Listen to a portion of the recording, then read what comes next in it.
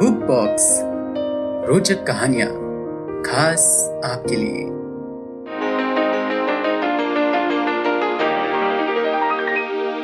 बचपन में रामेश्वरम में मैं और मेरे दोस्त विद्यालय से पैदल घर वापस आया करते थे।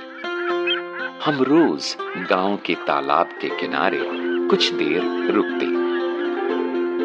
मेरे दोस्त तालाब की लहराती सतह पर कंकड़ फेंकने का अभ्यास करते और मैं बैठा सारसों और समुद्री पक्षियों को आकाश में उड़ान भरते देखता। उनकी उड़ान देखते हुए मैं भविष्य के सपनों में खो जाता था। जैसे जैसे मैं बड़ा हुआ, मुझे अपना लक्ष्य स्पष्ट दिखाई देने लगा।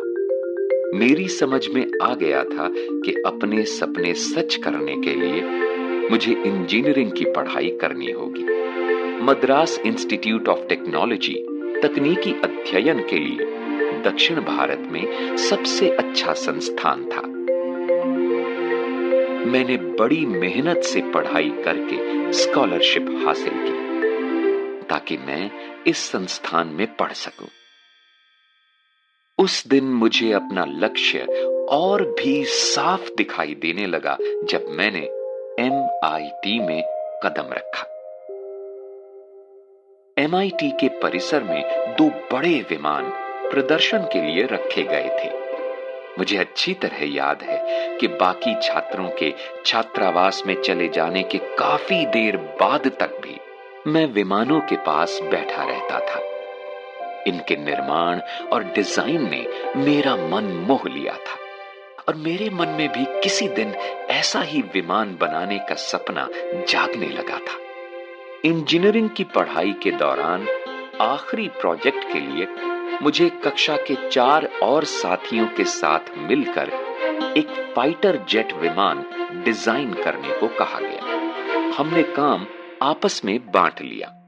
एक दिन मेरे काम की प्रगति की जानकारी लेने के बाद हमारे अध्यापक ने मुझसे कहा, अब्दुल, मैं तुम्हारी कार्य योजना से सचमुच निराश हुआ हूं। मैंने तुमसे कहीं बेहतर काम की अपेक्षा की थी। मैंने उन्हें कई कारण बताए, लेकिन उन्होंने मेरी एक न सुनी। आखिर मैंने विनती की, सर, मुझे 1 महीने का समय दीजिए। मुझे विश्वास है कि मैं बेहतर डिजाइन बना लूंगा। उन्होंने मुझ पर नजर डाली और बोले, देखो नौजवान, मैं तुम्हें 3 दिन दे रहा हूं। अगर सोमवार की सुबह तुमने मुझे इससे बेहतर डिजाइन न दिखाया तो शायद तुम्हें अपनी स्कॉलरशिप से हाथ धोना पड़ेगा। मैं स्तब्ध रह गया।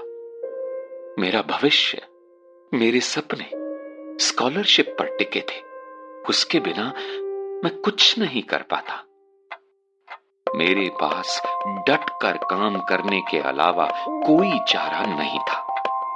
उस रात मैंने पलक तक नहीं झपकाई। अगली सुबह बस घंटे भर आराम किया, जरा सा कुछ मुंह में डाला और फिर काम में जुट गया।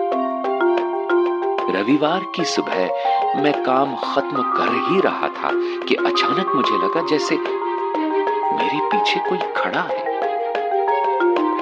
मुड़कर देखा तो पाया मेरे अध्यापक मेरी ड्राइंग को बड़े ध्यान से देख रहे थे। मेरे काम को अच्छी तरह जांचने के बाद उन्होंने मेरी पीठ थपथपाई और बोले, मैं जानता था कि काम पूरा करने के लिए बहुत कम समय देकर मैंने तुम पर दबाव डाला, लेकिन मैंने कभी उम्मीद नहीं की थी कि तुम इतना बढ़िया काम कर दिखाओगे।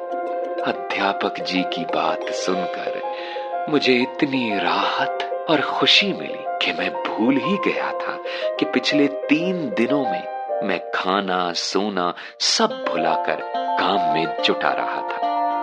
न सिर्फ मेरी स्कॉलरशिप जारी रही, बल्कि मद्रास इंस्टीट्यूट ऑफ टेक्नोलॉजी की परीक्षा भी मैंने बहुत अच्छे अंकों से पास की।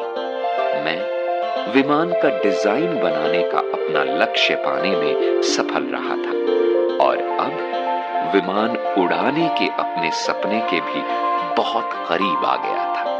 मैं सोचकर ही उल्लास से भर उठता था कि बचपन में देखे समुद्री पक्षियों की तरह मैं भी जल्द ही आकाश में उड़ान भर पाऊंगा।